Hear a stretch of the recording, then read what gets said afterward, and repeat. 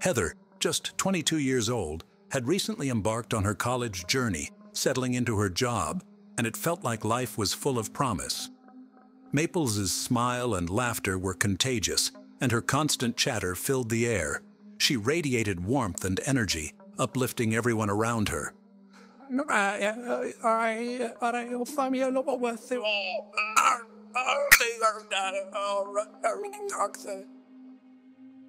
Everything changed on January 7th, 2015, when Heather Maples didn't show up for work. Her lifeless body was discovered in her apartment, partly unclothed. Who had the right to take Heather Maples' life? Detectives faced a challenging investigation because Heather had no enemies, and the motive behind this crime remained unclear. If not for one small detail, Heather Maples' death could have remained unsolved, and the criminal would have gone unpunished. Yes, det doesn't worth our say here, and you're what? The only way to bloody figure for good there is you're an airy one. Ain't in your hand or your waiver. On a typical morning at the real estate agency in Murfreesboro, Tennessee, on August 7th, 2015, Kelsey Price arrived at work and began her usual tasks. Heather, her friend and colleague, was running late, which wasn't surprising to Kelsey, as Heather was known for her lack of punctuality. Kelsey started calling Heather to wake her up, but received no answer. The previous night, Heather had planned to go to a bar with some friends and had asked Kelsey to come get her if she overslept or didn't answer her calls. Therefore, Kelsey wasn't concerned and went to Heather's apartment to wake her up. The girls' apartments were located in the same complex where they worked. Upon arriving, Kelsey found the front door unlocked. Easily entering inside, she saw her friend lying on the bed, sleeping on her stomach, wearing only a crop top and no underwear. Assuming Heather had a wild night, Kelsey tried to wake her up, but there was no response. She then tapped Heather's foot, attempting to rouse her from her sleep, which no one would ever interrupt again. Maples' foot was so cold that Kelsey literally jumped back in horror at the realization of what had happened. Kelsey Price, in horror, stepped out of the apartment and called 911. Soon, emergency services were on the scene. Detective Tommy Massey was one of the first to arrive at the crime scene, and the forensic team meticulously combed through the apartment. Heather was indeed partially undressed, with signs of blows on her face. The hair of the poor girl was soaked in blood, which was also splattered on the walls. It was clear she had been brutally beaten, tortured, and actually assaulted. Massey and his colleague, Detective Maples, coincidentally sharing Heather's surname, recalled this crime as a horrifying nightmare. That's understandable, as witnessing such a heart-wrenching scene is extremely difficult. Heather Nicole Maples was born on August 23, 1992, in Ocala, Florida. Her mother jokingly called Heather a hurricane baby. This nickname was entirely justified, as many envied the energy and courage that Heather possessed. In 2004, Jennifer Hunter gave birth to her second child. Heather welcomed a brother, Ryan, into her life with great joy. However, Ryan was later diagnosed with significant developmental delays, and the older sister, of her own accord, dedicated all her free time to him. She took care of him, happily spent time with him, taught him to speak, walk, and eat on his own. Heather was in the 7th grade at the time and devoted all the following years until graduation to Ryan, showing immense love and dedication to her brother. At the age of 22, Heather Maples made the bold decision to leave her Texas home and embark on a new chapter in Tennessee, pursuing her dream of becoming a psychologist. The journey began with a call from her former classmate, Chaz, inviting her to join him in Murfreesboro, Tennessee, where he studied. According to him, it was the perfect place for Heather, with a small college town where she could get a great opportunity to prepare for college. Heather accepted, And in January 2015, the future student went to Chaz in Murfreesboro. By the way, their relationship soon turned romantic. A completely different life began for the girl. With the support of her best friend Kelsey, Heather found a job in the office of the residential complex where they lived. Maples was balancing work with her college preparations. Her friends and family supported her. Everything seemed to be going well, but soon her relationship with Chaz began to crumble, which led to a breakup, and Chaz moved away. At the beginning of August, she excitedly called her mother to share this wonderful news. She had been accepted to college. Her mother, filled with pride, was thrilled for Heather's achievement. However, a week later, Heather failed to show up for work, sparking concern and uncertainty. The detectives understood that, considering the nature of the crime, it could have been related to Heather's personal life. At that point, most of her friends were considered suspects, and frankly speaking, there were reasons for that. Upon examining the apartment, there were no signs of forced entry, suggesting that Heather likely knew her attacker and possibly let them in herself. After a thorough investigation of the crime scene, several important pieces of evidence were discovered: unknown DNA and a hair that did not belong to the victim. All of this was sent for analysis to identify the suspect. However, the most significant piece of evidence was a clear, bloody fingerprint on the right side of Heather's bed. Detective Massey explained that if someone had deliberately dipped their finger in ink and intentionally left their mark, it wouldn't have been so clear and precise. Of course, this print was sent for analysis as well.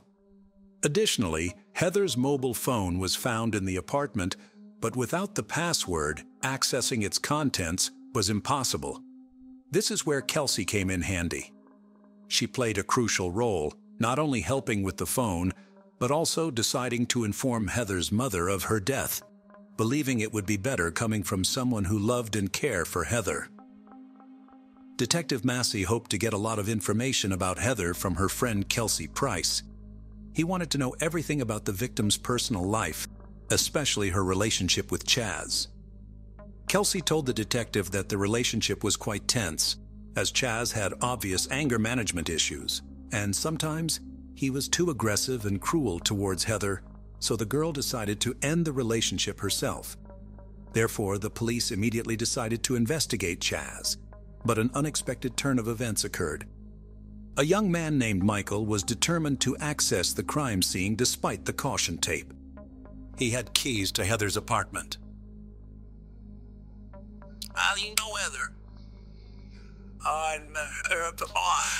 this is doing me rude, but I gotta ask you, because sometimes if he kills so out here, the person I learned that he had sexual romantic knowledge together, and then he tried to take him more.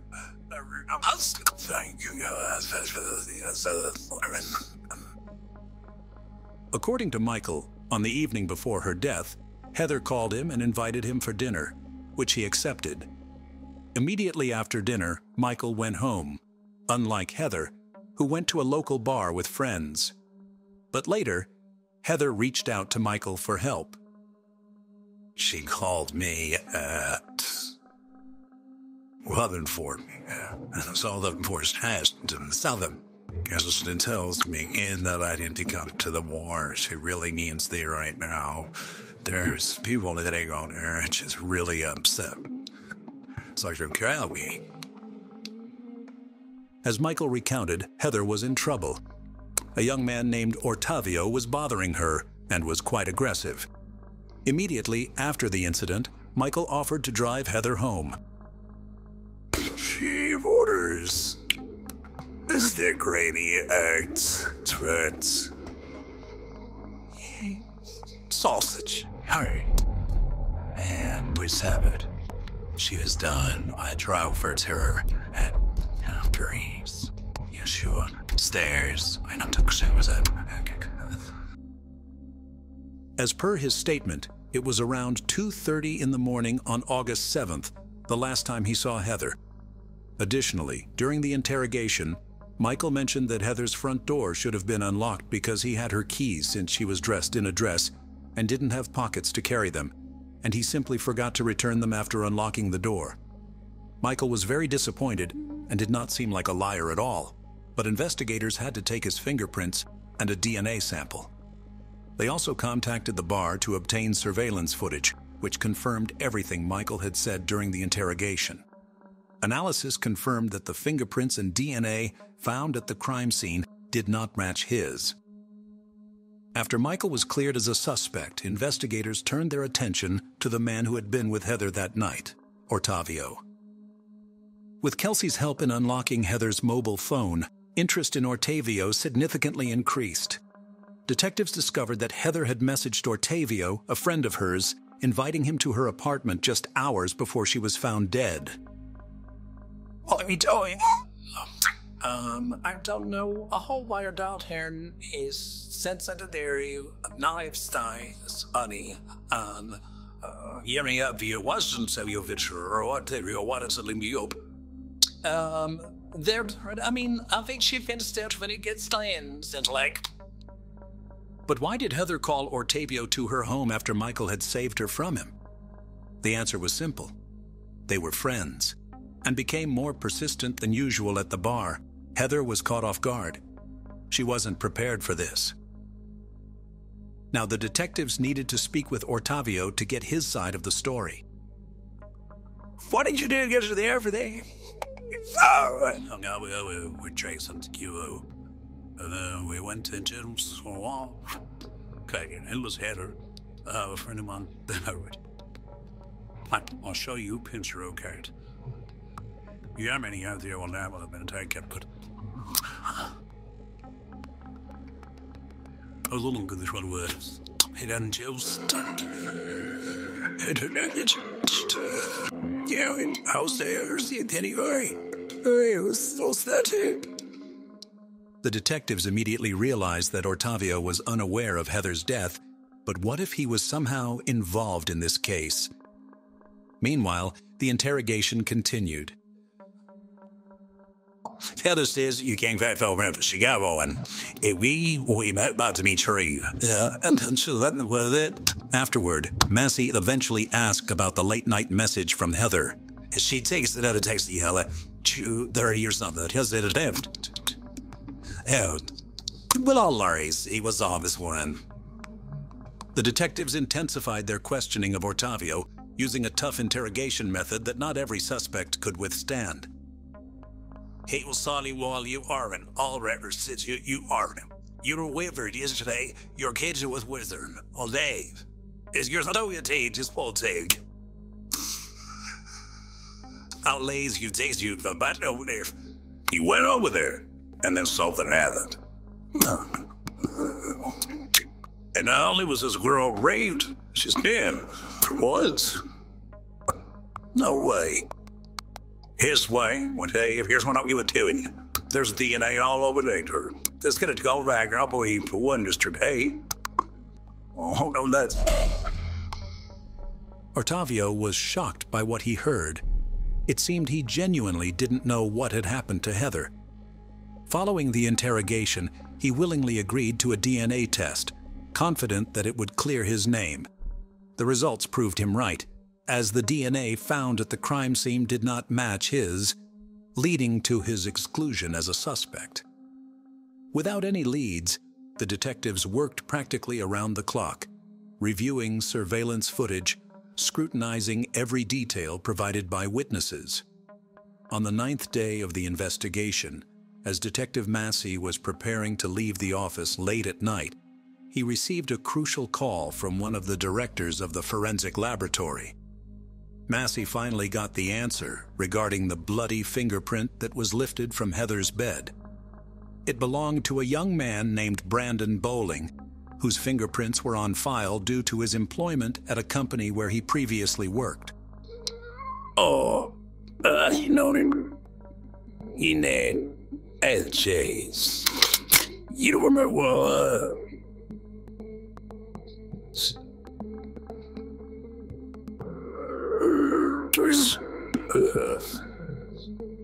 This development prompted Detective Massey to approach the interrogation very gently, wanting to give Brandon a chance to explain what happened that night. Serlina Mohammed, Harmony heard. Without you, though, Ahmed, sure to let you know, it wasn't our order. You never seditially keep muted law, sir. Though yes, his head ribbered, blew eventually into a lot more hurt. And he was alive. Stop, sir. Son Talon, you were delivered. Here we do. Was the last time you were at Murfreesboro? Tell me, he's lying. The detectives knew he was lying because the fingerprint was fresh. You know you were there. No, I haven't. So Ned, you need to tell me. So that I can understand I go, no, I'll fair. I don't know if they're messing it. Okay, I'm then headed through messing with a prison. Yeah, the bed. I'm such the deal. So it's stay something housed. I'll house first. It seemed that Brandon understood he was caught, but he continued to deny any involvement in Heather's death. That he may, oh man, is this the court? Made him put you to death. Do you understand? Here, this does support our station in your loss. The only way your bloody fair thing out there is you're an airplane. Ain't that your handler, your waiver. So, I don't know what out of me. After questioning, detectives requested a DNA test from Brandon, suggesting that if he was innocent, the test would prove it. Brandon did as he was asked, perhaps hoping to be released from police custody, but that did not happen. The investigators decided not to wait for the test results. The match of the fingerprint provided substantial grounds for the next step. The police immediately sent a request to the court for permission to access Brandon's phone, which could help the investigation confirm his movements, track calls, and texts on the night of the crime. However, they were unprepared for what they found on his phone after the court approval. The video from Brandon Bowling's phone was one of the most shocking, even to the most experienced detectives. In this video, the room of the core Heather was captured. Brandon recorded everything, from intimate acts to beatings. Heather was still alive at the time of the recording. In February 2018, Brandon Richmond Bowling pleaded guilty to the attack on Heather Maples. He was sentenced to 40 years in prison without the possibility of parole. On the day of the verdict, Heather's mother, Jennifer, made a speech that surprised many. I am right along with my daughter. That a forward I learned. Don't worry about anything, right about everything. When the trial ended, in the corridor, Jennifer approached Bowling's mother. Jennifer simply hugged this woman, saying that they both lost their children that day. Unfortunately, Brandon Bowling never explained his motives. What are your thoughts on this? What do you think Brandon's motive was, if there was one? The events described in this video took place in 2008 in Auburn, Alabama, USA. Although 15 years have passed since then, the final word in the Lauren Burke case has yet to be spoken.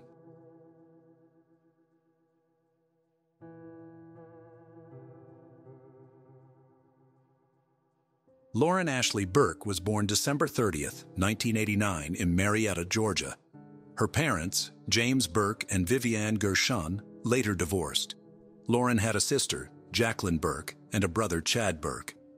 After high school, Lauren went to Auburn University, where she studied graphic design, was an active member of Delta Gamma sorority, played lacrosse, and was generally active in the campus community. Lauren was described by her friends as a well-liked, excellent student, always smiling, happy, and helpful. While still a high school student, Lauren started dating a guy named Sean McQuaid. After high school, they both enrolled at Auburn University, where they continued their relationship. At this point in life, getting an education was a priority for both young people, but that didn't stop them from making plans for their future together. Unfortunately, however, not all of Lauren's plans and dreams were destined to come true. She started the morning of March 4th, 2008, by having breakfast at a cafe with her boyfriend Sean. At 11 o'clock, Lauren went to class, after which she called her father James to discuss plans for the spring break and a visit to the dentist. After finishing her conversation with her father, she went to Sean's dorm, where she stayed until the evening. At 8:30 p.m., she had an appointment with her classmate Michael. They were to meet in the library and prepare a study assignment together. When Lauren, around 8 p.m., left Sean's room, it was already dark outside. Her car, a black 2001 Honda Civic, was parked in the parking lot next to the dorm, and she moved towards it. That was the last time Sean saw Lauren. Michael, whom Lauren was supposed to meet at the library, started calling her cell phone after she didn't show up for her appointment, but Lauren didn't answer for some reason. He kept calling over and over, and finally he heard Lauren's voice on the other end. She said she wasn't coming to the library because she'd forgotten all about the appointment, and then she hung up. A little later, at about 9 p.m., 911 received a call about an injured girl who had been seen lying on the road between the Farmville Baptist Church and Route 280 on the 147 freeway. It was Lauren. Drivers stopped their cars in the roadway, blocking traffic in both directions. Lauren was lying on her back in the middle of the road, taking slow, deep breaths. She was suffocating. There were many wounds on her body and only socks on her feet. At 9:12 p.m., the first police car arrived on the scene, at which point Lauren was already unconscious. A few minutes later, paramedics arrived, and as they loaded Lauren into the ambulance, her pulse was barely palpable. At 9:35 p.m., Lauren was taken to East Alabama Medical Center, where doctors began trying to save her life. 8 minutes earlier, at 9:27 p.m., 911 dispatchers received multiple reports of a car fire on the Auburn University campus. Firefighters and police were immediately sent to the address the callers gave. Unable to find the owner of the burning car among the crowd of curious students attracted by the fire from their dormitories, police checked the license plates and discovered that the owner of the car was someone named James Burke, a resident of Georgia. James Burke is Lauren's father. The police contacted James by phone and learned that the actual owner of the fire-ravaged Honda was his daughter, Lauren, who attends Auburn University. James immediately asked what was wrong with his daughter, but the police officers had nothing to say. They didn't know where Lauren was and told James that no one was in the burning car. After James talked to the police officer, he immediately started calling his daughter's cell phone, but she didn't answer, which only added to his anxiety. Unable to reach Lauren, James first called friends of his daughter that he knew, but none of them knew anything about her whereabouts or the car fire. He then called his ex-wife and Lauren's mother, Vivian Gershon, hoping that maybe she knew where their daughter might be. Lauren's mother didn't know anything about what had happened either. At 9:40 p.m., Vivian called her daughter's boyfriend, Sean. That's how Sean found out that Lauren was missing and that her car had been burned. Sean, calling mutual acquaintances of Lauren and trying to find out if anyone had seen her that evening, learned that she had canceled a meeting at the library saying she had forgotten about it.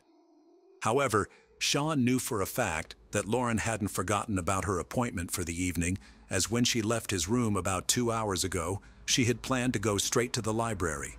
While family and friends tried to figure out where Lauren had gone, doctors at East Alabama Medical Center were battling to keep her alive.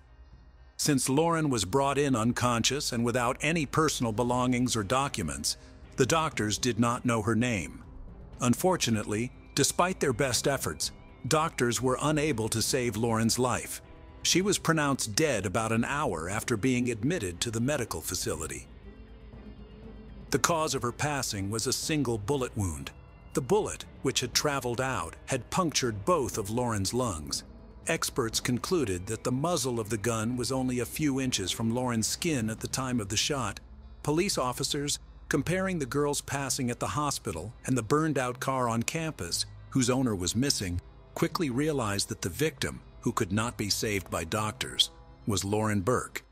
The very next day, March 5, 2008, James Burke identified the body of his daughter after visiting from Atlanta. News of Lauren's passing quickly spread around campus. Auburn University released a statement about Lauren Burke's passing, urging students and staff to be extra cautious on and off campus, but assuring them that the campus is safe. Many of you and your parents have called and are understandably concerned. There is no indication of any additional danger to campus or student safety, the statement said. The Delta Gamma Society released a statement about what fraternity representatives called an unexpected and disturbing crime. The society urged Sisters of the Auburn branch to cooperate fully with detectives while they sort out what happened. While Lauren's family and friends were grieving, police were trying to figure out who took her life, how the car fire was connected to it, and whether other students should be wary. Both the spot along the road where Lauren Burke was found and the area around her car were processed for evidence. We have put every resource we can into finding the person responsible for this crime, said Auburn Police spokesman Captain Tom Stouffer. Auburn, Alabama is a relatively quiet student community, and we take these things to heart. If someone gets hurt or dies, we all feel it, and we won't rest until we find the perpetrator. Stouffer also said that Alabama Governor Bob Riley offered a $10,000 reward for information leading to an arrest in Burke's case. Lauren's charred car was taken to the Auburn Police Department. Investigators from the State Forensic Laboratory and officers from the State Fire Chief's office sifted through the remains of the car's burned interior. They found scraps of burned clothing, Lauren's melted digital camera, and the car owner's manual. A .38 caliber bullet was found under the front seat, which could mean the interior of the car was the scene of the crime, and the perpetrator had set it on fire to destroy the evidence. Detectives interviewed Lauren's family, friends, and boyfriend. None of them could name a single person who wanted to harm Lauren and was capable of doing so. Knowing that before her passing, Lauren was in a dorm at Sean's, the investigators searched his room, but nothing was found to link Sean to the crime. After speaking with Michael, whom Lauren was supposed to meet in the library, detectives learned that when Lauren answered his phone, he heard a noise similar to that of a moving car. At the same time, it emerged that someone had used Lauren's bank card several times, shortly after she was found lying in the road.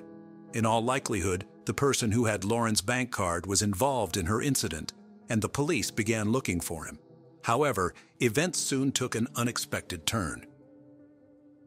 Less than 3 days after Lauren's passing, at 9:55 a.m. on March 7, 2008, in the parking lot of the Walmart supermarket in Noonan, Georgia, about 75 miles from Auburn, a man of African descent attacked a 72-year-old woman as she was getting into her car. The attacker hit her on the head, threatened her, and told her to get in the passenger seat. He himself got into the driver's seat and tried to drive away from the parking lot, but noticed that an eyewitness to the attack was following him, talking to someone on the phone. The thought of the bystander calling the police prompted the perpetrator to return to the Walmart parking lot. He stopped and got out of the stolen vehicle, ran over to a nearby silver Chrysler Sebring, got in, and fled the scene in a hurry. A few hours later, 4 officers chased the fleeing Chrysler at high speed toward Columbus, West Georgia. The driver did not respond in any way to stop, endangering other road users. During the chase, police observed the driver of the Chrysler throwing an object out the window. One of the chase crews stopped and searched for the object. Police officers found a .38 caliber revolver on the side of the road. Meanwhile, the chase continued, but at one point, the perpetrator's vehicle broke down and smoke billowed from under the hood. The driver stopped abruptly in the roadway and opened the door. Next, a police officer, who was in pursuit on a motorcycle, crashed into the open door. After the collision, the officer flew over the handlebars of the motorcycle and fell to the pavement, only fortunately not seriously injured. The road where the perpetrator stopped was through a forest, and it was into the woods that he rushed to flee. He could not escape, however. The police quickly caught up with him and snapped handcuffs on his wrists. Courtney Larrow Lockhart was born on October 20th, 1984. In the words of his family, he was a nice, fun-loving guy until he joined the U.S. Army. He was sent to Iraq in 2004, from which he returned as someone else in 2005, according to his mother. "He wasn't the Courtney I knew," his mother said.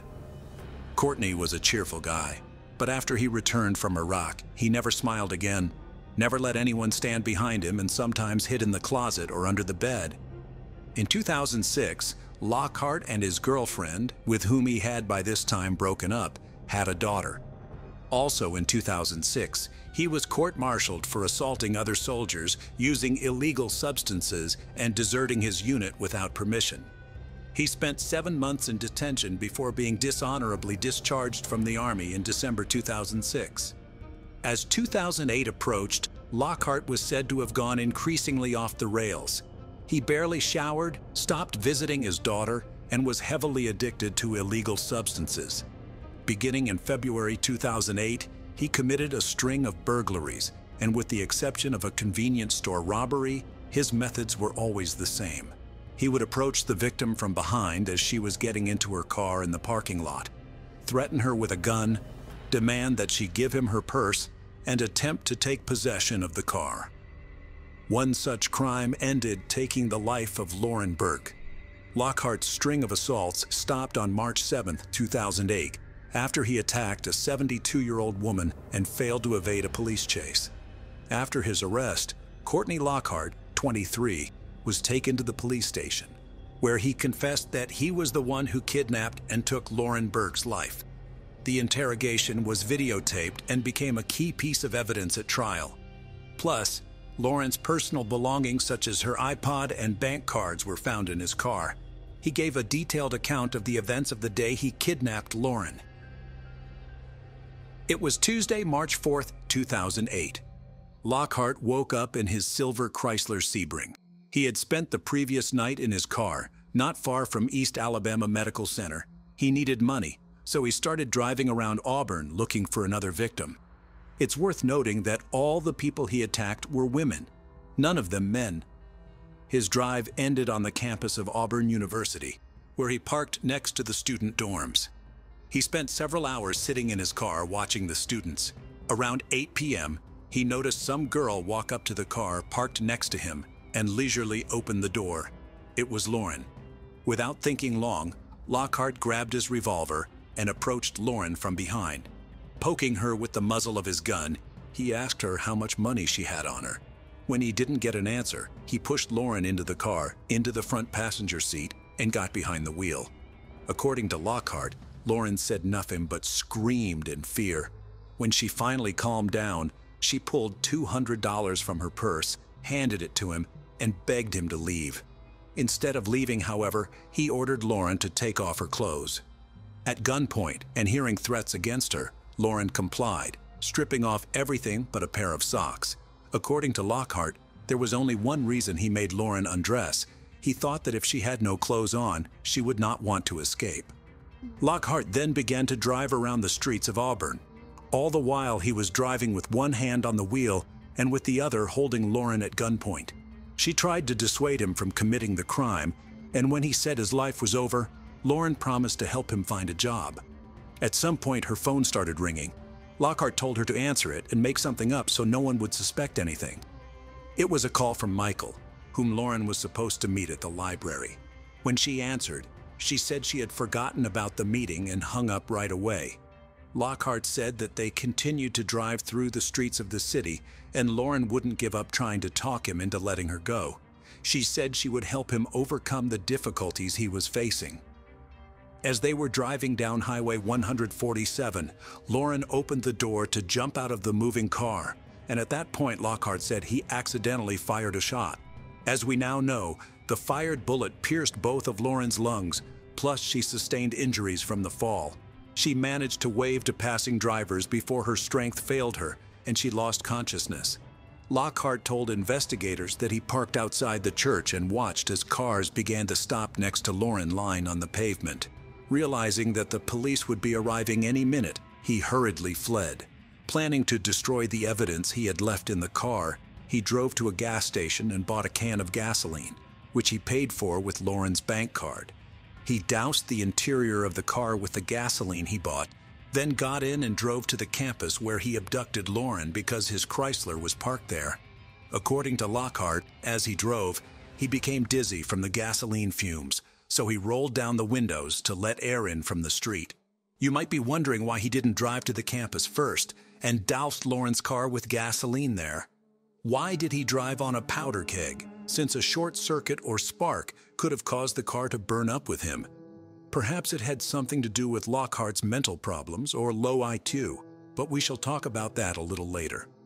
Upon arriving on campus, Courtney took $46, an iPod, and her bank cards from Lauren's car before setting the car on fire and driving off in his Chrysler. He drove to a gas station where he paid for the gas with Lauren's money. He then returned to campus again to see if the car had burned all the way down. Investigators began to question whether all of Lockhart's testimony was true. They speculated that Lockhart had forced Lauren to undress, not so that she would not run away as he claimed, but for an entirely different purpose. But he could not get what he wanted because Lauren suddenly jumped out of the moving car. Also, the investigators doubted that Lockhart shot Lauren by accident. It seemed unlikely given the fact that Courtney had served in the Army and knew well how to handle a gun. It seemed more logical that Lauren realized that Lockhart wasn't going to let her go and decided that her only chance of escape was to jump. She opened the door, and as she jumped out of the car, and Lockhart shot her. Ballistics testing confirmed that the bullet found in Lauren's car was fired from the gun Lockhart had thrown out the window as he tried to evade a police chase. In addition, experts ran tests and ruled out the possibility of an accidental discharge. The trigger had to be pulled hard enough to make the shot. Lauren's family and friends bid her farewell on March 9th, the same day investigators interrogated Lockhart for the second time. The next day, he was formally charged multiple times in the Lauren Berg case. The trial began on November 8, 2010. Lockhart's attorneys claimed that their client had a mental illness because of his military service and that the shooting of Lauren was accidental. According to court documents, Lockhart pleaded not guilty by reason of mental defect or insanity. The court was presented with the testimony of a psychologist who testified that Lockhart had an IQ of 86, which is below average, that he had some symptoms from being in combat in the military, but he did not have PTSD, and that Lockhart was immature and not thinking straight. Although the state attempted to introduce evidence of Lockhart's other crimes and his dishonorable conduct in the military, the trial judge excluded that evidence. After the guilt phase of trial, the sentencing phase immediately followed. Lockhart presented witness testimony and evidence in an attempt to cast himself as a war hero who was mentally disturbed by combat and the death of his commanding officer. The jury rendered a special verdict in which an additional aggravating factor was the taking of a person's life in the course of the kidnapping. The jury voted 12-0 to recommend a sentence of life without parole. The trial judge later disagreed with the jury's advisory sentence and sentenced Lockhart to death. In a 28-page sentencing order, the judge explained why he disagreed with the jury's opinion. He concluded that the kidnapping weighed heavily in favor of the death penalty. The victim was alone, unarmed, and she was chosen by Lockhart at random. The kidnapping is even more egregious because she was taken from a college campus, a place where students should feel safe, and forced into her own car. Lockhart forced her to undress and held her at gunpoint in order to prevent her escape. The court also emphasized that the jury was unaware of Lockhart's crime spree and the true nature of Lockhart's military service. Although the jury heard testimony regarding Lockhart's service, the jury was unaware of the full extent of Lockhart's military disciplinary record, wrote the judge. The court reasoned that, had the jury been aware of the additional facts known to the court, their sentencing recommendation would likely have differed. 15 years have passed since Lauren's death, and Lockhart is still on death row in Alabama and has not given up trying to appeal his sentence. After his conviction and death sentence, he appealed to an Alabama court, which upheld the sentence in August 2013. In April 2014, the Alabama Court of Criminal Appeals denied Lockhart's request for a retrial. He then appealed to the Supreme Court of Alabama, but in September 2014, his motion was again denied. In January 2015, Lockhart appealed to the Supreme Court of the United States. In April of that year, the Supreme Court of the United States denied his petition. In 2018, Lockhart made another attempt to challenge the sentence. Lawyers from a human rights organization who represented him tried to convince the court that the lawyers defending Lockhart in 2010 had mishandled the case. Although there were some flaws in Lockhart's 2010 defense, it ultimately did not change the outcome, with the death sentence being upheld again. In April 2021, the Alabama Court of Criminal Appeals upheld Lockhart's death sentence. Lauren's parents said they would never give up and would do everything in their power to keep Lockhart's death sentence from being overturned. "Courtney Lockhart gave my daughter the death penalty. There's no reason why he shouldn't have the death penalty. That's all I have to say," Burke's father Jim said. "He didn't give her a second chance. He shouldn't get a second chance either," Lauren's mother Vivian said. As of today, Courtney Lockhart remains on death row in Alabama. Shafilea Ahmed was born on July 14, 1986, a British Pakistani girl. Shafilea's father, Iftikhar Ahmed, originally hailed from the Gujarat district of Pakistan. At the age of about 20 to 22, Iftikhar moved to Britain for employment. While staying there for a while and during work, Iftikhar falls in love with a foreign girl and marries her. Soon he becomes a father, but when he returns to Pakistan and informs his family about his marriage, they do not accept it. Then Iftikhar's family puts heavy pressure on him to marry another Pakistani girl. Despite Iftikhar's resistance, he eventually succumbs to his family's insistence, and he marries a Pakistani girl named Farzana. After the marriage, Iftikhar returns to Britain and, after revealing the truth to his first wife, divorces her. Then, after some time, Iftikhar calls his second wife, Farzana, to Britain from Pakistan. After coming to Britain, Iftikhar starts living with his wife in the city of Bradford in West Yorkshire. It is here that on July 14, 1986, Shafilea Ahmed is born. Shortly after Shafilea's birth, the family moves to the town of Warrington in Britain. It is here that Shafilea completes her early education. During this time, 2 more daughters are born in the family, and Iftikhar's family grows larger. Although this family resides in Britain, on holidays, Iftikhar used to take his wife and all his children to Pakistan for vacation. Now the year had come, 2003, and by now Shafilea Ahmed had also turned 17 and was studying the law. Her dream was to become a lawyer. When Shafilea and the other children have a break on February 18, 2003, Shafilea comes to Pakistan with her family for vacation. During their trip to Pakistan, this family also participates in a family wedding ceremony. However, just a few days after this wedding, a major incident occurs with Shafilea. She accidentally drinks fennel floor cleaner. Actually, fennel is commonly used in Asia for cleaning floors in homes. Now, because fennel is made by mixing some chemicals and soap, drinking it causes severe pain in Shafilea's throat. The reason behind Shafilea drinking fennel is initially said to be because her parents pressured her into arranged marriage with a Pakistani boy. Because of this pressure, Shafilea drank the fennel intending to end her life. But later, her parents claimed that someone had poured fennel into an old bottle of water, kept in the same bottle usually used for drinking water, and in the darkness of the night, Shafilea mistook fennel for water and drank it. Due to this mistake, Shafilea had to endure a lot of pain. As a result, she's admitted to a hospital in Pakistan. Now, because Shafilea's injury was quite severe, she has to stay in the hospital for a long time. During this time, the holidays of other family members also end, so Iftikhar takes his 2 children and wife back to Britain, while Shafilea has to stay in Pakistan for treatment. However, shortly after, Iftikhar arranges for Shafilea's return as well, and on May 27, 2003, Shafilea returns to Britain. Straight from the airport, Shafilea is admitted to a hospital for treatment through an ambulance. After several months of treatment, Shafilea's throat heals considerably, and now she rejoins college. Alongside college, she also starts a part-time job.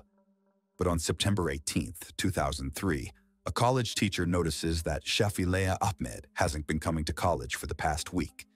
Attempts are made to contact Shafilea via phone, but she cannot be reached. When teacher asked about this to Shafilea's parents, they reveal that Shafilea has not been home for the past week. Their daughter has been missing for a week, and her parents hadn't filed any complaints about her yet, which strikes Shafileia's teacher as very strange. Immediately after this, they inform the police.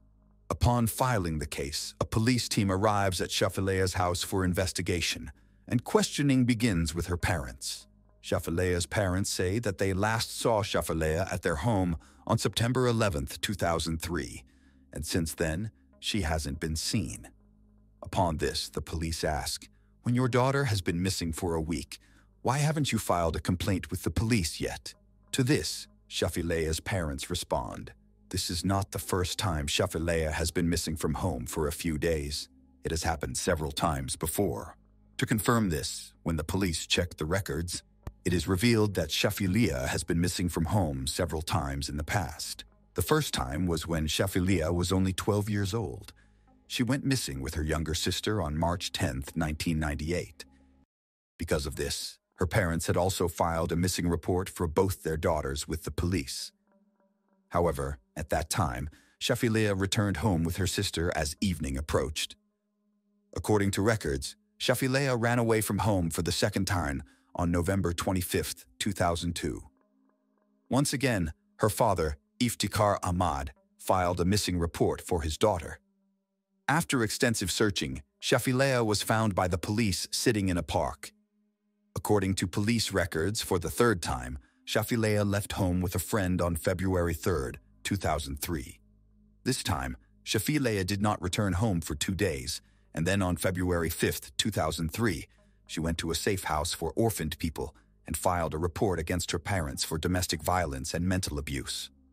After the report was filed, the police officer spoke with Shafileia Ahmed and her parents, and after everything was cleared up, Shafileia returned home. After this, on February 18th, 2003, Shafileia, along with her 2 sisters and parents, goes to Pakistan for a family function and disappears from there shortly after returning to Britain. Now, looking at old records, the police also suspect that Shafileia Ahmed may have gone somewhere again this time and will return home in a few days.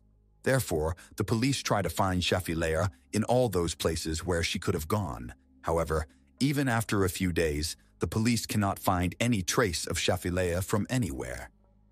Considering Shafileia's history of running away from home before, the police show a little laziness in the investigation this time. After this, some local media start making an issue out of the police's laziness. As a result, demand for a thorough search for Shafileia increases at the local level. Due to the progress in the Shafileia missing case, the police accelerate their investigation. Subsequently, they discover numerous poems written by Shafia at her home. These poems reveal her dissatisfaction with her household environment. Her parents wished for Shafia to lead a traditional Pakistani girl's life, but she favored Western culture. Through her poetry, she expressed this pain. As Shafileia's poems reach the public, the case gains momentum, putting pressure on the police to find her.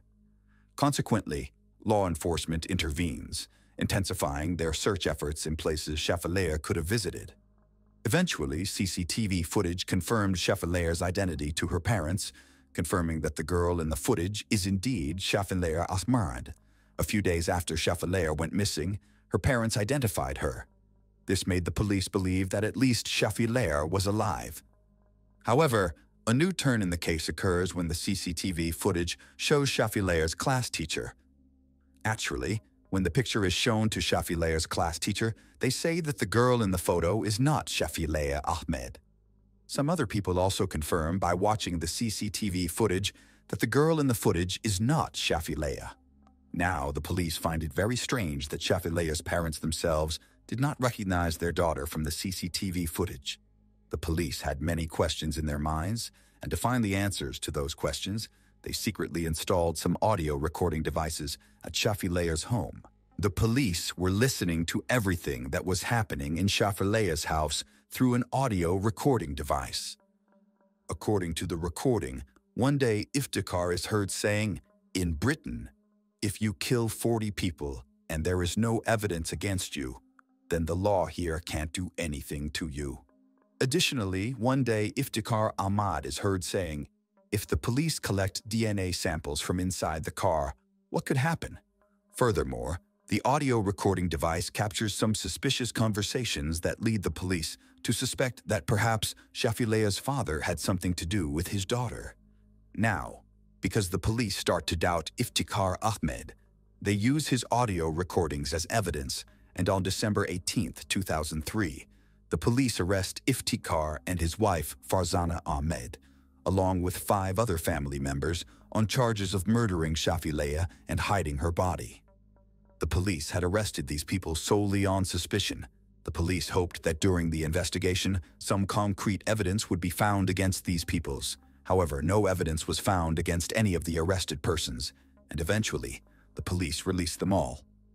It had been a year since 2004, and there was still no evidence in the case of Shafilea Ahmed. The police were engaged in efforts to locate Shafilea. Meanwhile, floods occurred in the famous Kent River, flowing from the Sedgwick area of Britain. When the floods were under control, the body of a girl were found in extremely poor condition on the banks of this river. The distance between the place where the body was found and where Shafilea Ahmed had disappeared was 70 miles. But still, the police have doubts whether this corpse could be Shafilea's. However, to confirm this, DNA samples are collected from the dead body and then matched with the DNA of Iftikhar and Farzana. In this case, a major twist occurs when a body washed away in the flood matches with the DNA samples of Iftikhar. This meant that the body washed away from the river was not someone else's but Shafilea Ahmed's, meaning in the search for Shafilea Ahmed, whom the police had been looking for the past year, now reaches the police itself in the form of a corpse. Now, the biggest question in front of the police was who and why murdered Shafilea Ahmed.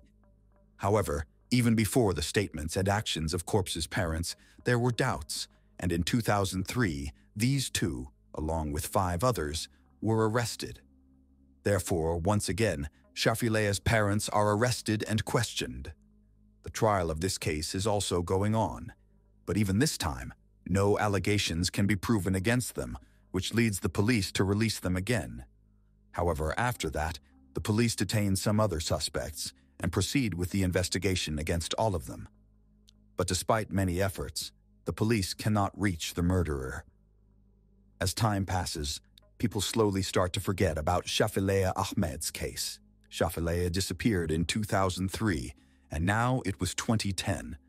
That is, it had been 7 years since Shafilea's death. By now, Shafilea's family had also moved on from the incident and had become busy with their daily lives. But then, on August 25, 2010, a major theft occurs at Iftikhar Ahmed's house. By now, Iftikhar Ahmed's family had already become the center of attention in the city due to their daughter's disappearance.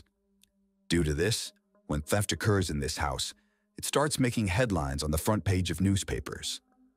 But once again, this puts heavy pressure on the police. Despite working honestly, the police quickly get involved in the search for the thief. After many days of hard work, the police make a revelation that surprises everyone.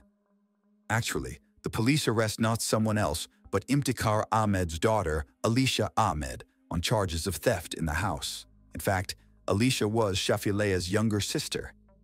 According to Alicia, she didn't get as much money from home as she demanded and needed. Because of this, she orchestrated the theft of her father's money at her own home. However, the police had solved the theft case very quickly. But the police spot an opportunity here and now. They start talking to Alicia about her sister Shafilea, who disappeared many years ago, and reopen the file related to the Shafilea case. In the initial conversation, the police suspect that Alicia knows something about the disappearance of Shafilea that the world is still unaware of. The police officers try to uncover what happened with Shafilea, but Alicia refuses to cooperate with them. However, the police then tell Alicia, "You have orchestrated a theft in your own house, which could lead to a long prison sentence for you. But if you can provide any information about Shafilea that nobody else knows, your sentence could be significantly reduced." Afterwards, when Alicia reveals some details to the police, everyone is left stunned. Alicia explains, "It was not someone else but my father, Iftikhar, and my mother, Farzana Ahmed, who had beaten Shafilea Ahmad in front of all of us sisters.